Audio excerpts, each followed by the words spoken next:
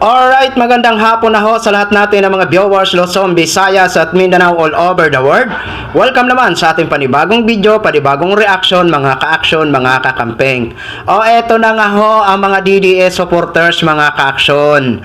Ang iba na mga kalugaran, nagdiriwang ng kanilang kapiestahan, pero ang mga dala-dala nila ay mga Santo Niño, no? Pero ito ho mga ka-action, dito sa isang Saad Aklan ba itong tawag nito? Sa festival na ito o pista, di ba? Eto ho, abay nagbida-bida ho ang mga supporters ni Digong. Oo, mga DDS. Oo, DDS Saad Aklan ang nakalagay, mga ka-action, mga kakampeng. Ito, panoorin po muna natin itong eksenang ito.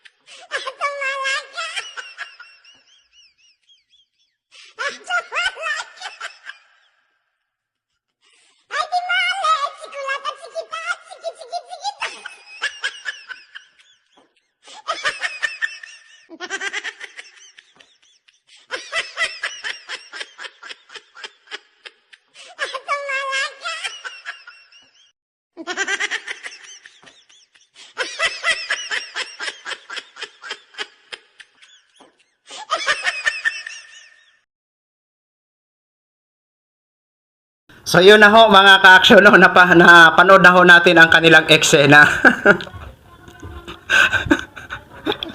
Natatawa lang ho ako mga ka-action. Ilang piraso na yung mga nakakulay green. Ano ba yan? Imbis mag-enjoy na mag-enjoy kayo dyan, binidabida nyo pa talaga na DDS kayo. Hindi alam na tuloy namin kung ilang piraso lang kayo na DDS na.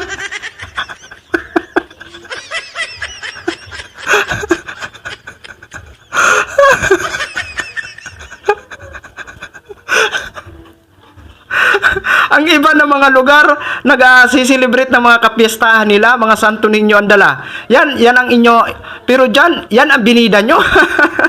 Si Digong kagsinday. ano ba yan mga kababayan? Babos-babosan nyo naman.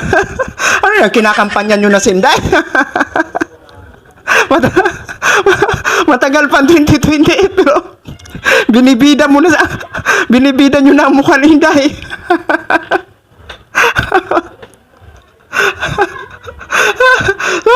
Basta kay mga ano talaga to, nakakatuwa talaga itong ating mga kababayan ng mga DD.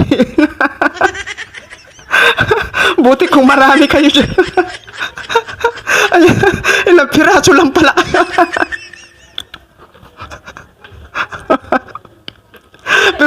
Pero yung makapanood ng mga kapwa nila DD, sasabihin, wow, napakarami nyo.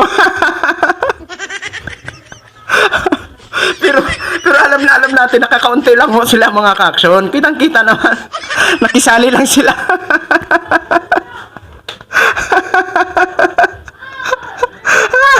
So yun lang ho mga ka-action. Ginishare ko lang ho sa inyo yan kasi natawa lang talaga ako nung napanood ko yan. So maraming salamat po sa mga viewers natin Luzon, Visayas at Mindanao all over the world. Ako po ang inyong lingkod, si The Action Man. Have a good day, everyone.